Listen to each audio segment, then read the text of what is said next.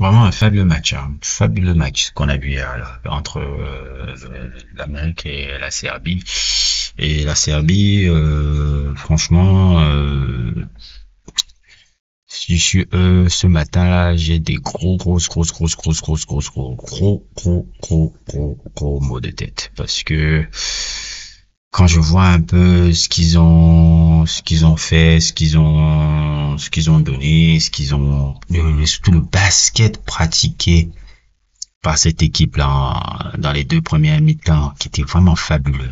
Plein de collectifs, plein de trucs.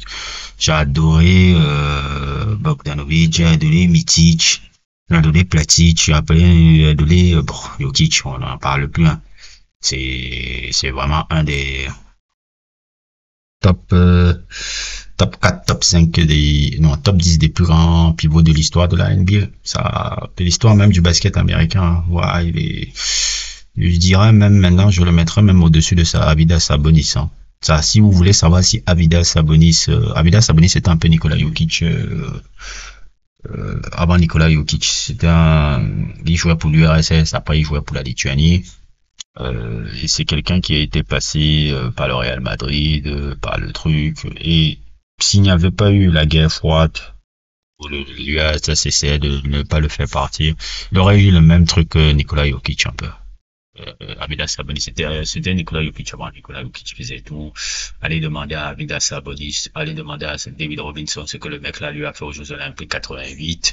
Allez demander aussi au gars de Portland, même s'il est venu à un vieil âge, il est venu à 30 ans, il était plus le même, ses genoux n'étaient plus pareils, mais tu pouvais voir déjà que le mec, s'il était venu beaucoup plus tôt en NBA, il aurait été, les gens, c'est même pour ça qu'on l'a mis même dans le Hall of Fame, malgré ça, quoi.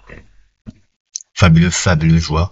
Et Nikola Jokic, pour moi, je le classe même parmi les top 10 des plus grands pivots de l'histoire parce que ce gars-là, il est capable de se donner des points il est capable de créer des points et de donner les points aux autres. Dans la manière dont il joue, c'est un mineur pivot. Je crois que j'ai rarement vu ça. Hein, sa façon de jouer là. Ils ont dû faire une prise à 2-3 pour un peu couper un peu la liaison qu'il avait avec Bogdanovic un peu en première mi-temps là.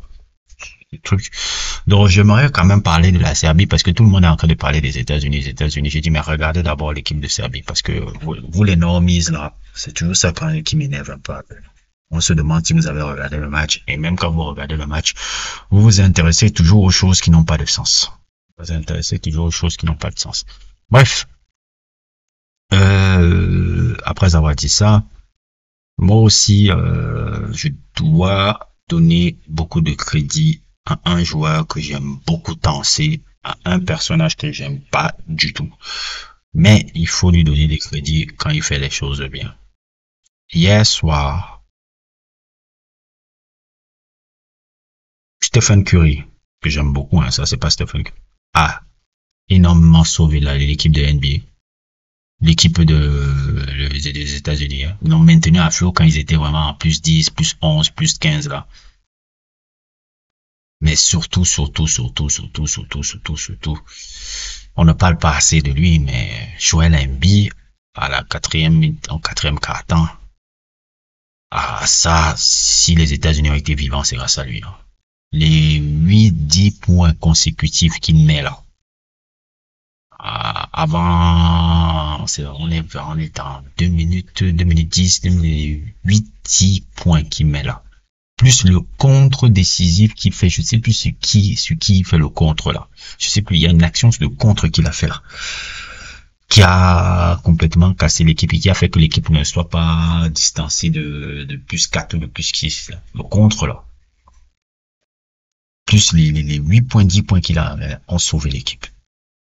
Ah, Anthony Davis s'est pas trompé, hein. C'est Curry et Embiid. Si les deux n'étaient pas là, l'équipe sautait cette année. C'est eux qui ont sauvé la baraque hier. On parle beaucoup de Curry, oui, Curry, le Chief et autres et tout. Mais dans le moment décisif, là, moment décisif, là, au quatrième quart-temps, là, c'est Embiid qui a fait les trucs. Et c'est la première fois de sa carrière que je vois ça chez lui. Donc, il faut quand même lui donner les crédits. Je souhaitais que les États-Unis ne gagnent pas. Je souhaitais que Embiid n'ait pas de médaille et tout. Là, il aura moins une médaille d'argent. moins. Mais donnons-lui les crédits. Il a fait un match de MVP au 4e quart-temps. Ce qu'il a fait hier, là, on va lui donner des crédits. C'est lui qui a sauvé avec eux. Qui a sauvé avec eux l'équipe des États-Unis un peu. Il a vraiment, vraiment, vraiment fait le job. Le job, il a fait le job. Oh là là. Oh, les 8 points là, non, le truc. Et aussi dans l'équipe de Serbie, je sais pas si c'était Bogdanovic qui a fait le truc. Il y a un gars là qui a raté le tir à 3 points ouverts là, qui aurait pu faire que l'équipe passe de +2 à +5. Quand il a raté le tir ouvert là, quand il y a eu le rebond offensif là, je ne sais plus, parce que bon, vous savez, les vidéos un peu, du match sont, comment on appelle ça? Elles sont disponibles et autres et tout. Je sais pas quel truc il y a avec les Jeux Olympiques là, pourquoi on n'a même pas accès à ça. Bon, bref. Il y a un moment donné de tir ouvert, je sais pas si c'est Bogdanovic, je sais pas si c'est Milic, je sais plus c'est qui a un tir ouvert. Tout le temps, c'est un rebond offensif que les Serbes ont. Et le tir ouvert là, ça passait l'équipe à +5 à moins d'1 minute de la fin de la match. Et c'est à part, quand ils ont raté ça, mais il y a eu la punition après avec Curry derrière. Il y a eu la punition des 3 points, des 3 points de Curry derrière. C'est ça qui les a tués. C'est ça qui les a tués. Et je pense aussi que après la deuxième mi-temps, et ça, je sais plus où j'ai vu cette analyse là, je vais ressortir un peu où j'ai vu cette analyse là, et ça c'est vrai. C'est l'équipe de Serbie qui était beaucoup plus concentrée maintenant, parce que les tuaient dans les 3 points. Ils étaient plus concentrés maintenant à travailler sur les 2 points, à maintenir l'avance en faisant que des 2 points, 2 points, 2 points, 2 points, que de chercher toujours des tirs ouverts, 3 points, tir ouvert, 3 points, tir ouvert, 3 points, 3 points. S'ils étaient venus concentrer 2 points, 2 points, 2 points, l'équipe aurait, comment on appelle ça? L'équipe n'aurait pas perdu ce match. Mais comme ils ont voulu toujours distancer avec les tirs à 3 points, parce que quand tu fais tous les tirs à 3 points, comme ça, là, ça fatigue. Tu te fatigues beaucoup plus à faire les tirs à 3 points et tout comme ça, là. Au lieu de chercher des shoots sûrs à 2 points, qui auraient pu te permettre de maintenir un écart assez conséquent. Chercher les tirs à 3 points, tu prends le risque, de te fatiguer énormément, et aussi le risque de faire beaucoup de voir ton taux de réussite diminuer, parce que tu ne peux pas être, bon, à part si t'es Stephen Curry, ce genre de mec là, que tu travailles ton tir à 3 points et ça va forcément baisser. C'est ça qui s'est passé un peu là. C'est pour ça que l'écart s'est réduit, parce que justement, les gars, ils ont commencé à aller travailler au corps. Il y avait des prises à 2, prises à 3, les NBA, LeBron James venait sur Jokic, là, serrait, c'est pas le truc. Bon. Ça a été tout. En tout cas, c'est magnifique. Ça a été un bon match de basket.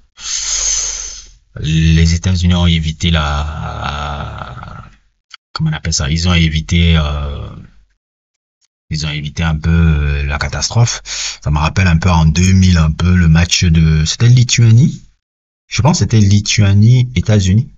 Là où ça s'est joué à 1 point, la demi-finale, un peu en 2000, là, si je me rappelle bien. Je me rappelle, il y avait le joueur lituanien, je sais pas c'était qui, il avait fait une sorte de dépôt, là, et tout, ça s'est joué à un dépôt raté, et tout.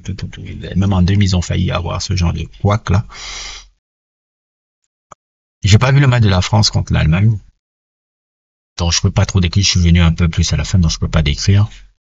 C'était globalement ce que j'avais prévu, France-États-Unis. Même si je pense que la France a été beaucoup plus possible dans ces Jeux Olympiques. Et je pense aussi que, bon, il faut être honnête, la France a été beaucoup aidée aussi par l'arbitrage, comme les États-Unis ont été aussi aidés beaucoup par l'arbitrage contre les Serbes. Il y a beaucoup d'agenda aussi, FIBA aussi là-dedans, hein, on va pas se mentir. Les arbitres ont bien favorisé les Américains sur certaines possessions où on devait faire que l'équipe de Serbie avait comment on avait des lancers, enfin, les mecs, ils avaient une remise en jeu. Donc, je regardais souvent les yeux en l'air que bon, j'ai dit, bon, on sait que les mecs ont fait tout et tout pour que l'agenda FIBA, pour qu'il y ait le match France-États-Unis, parce que c'est ça que vous avez prévu pour vos trucs là. Si c'était France-Serbie, ça gâte un peu le business, un peu des Jeux Olympiques. Il faut faire France, faut faire France, États-Unis pour que ça soit le truc. Hier même aussi, j'ai pas vu le match contre l'Allemagne, mais les autres matchs de la France, je sentais beaucoup. Il y a eu beaucoup d'erreurs arbitrage en faveur de la France. Donc c'est tombé sur le match que j'avais prévu. Ça a été aussi favorisé par beaucoup l'arbitrage qui a été favorable pour ces deux. Je ne sais pas trop quoi penser de l'équipe de France contre les États-Unis. Ils n'ont pas l'air top comme je l'imaginais. Est-ce que ça peut donner quelque chose de positif samedi demain contre les États-Unis? Je ne sais pas. Je ne sais vraiment pas. J'ai l'impression que le plus grand défi des États-Unis, c'était de rencontrer ces Serbes-là et qu'ils ont réussi à le passer. Je ne vois pas comment ils vont perdre contre la France maintenant. Mais bon, moi, je souhaite quand même que la France gagne parce que je souhaite que Joël Embiid n'ait pas de médaille d'or. Mais quand même, faut lui donner des crédits. Il a été incroyable hier. Il a été vraiment incroyable hier avec Curry. N'hésitez pas à liker, n'hésitez pas à vous abonner et à plus pour d'autres aventures.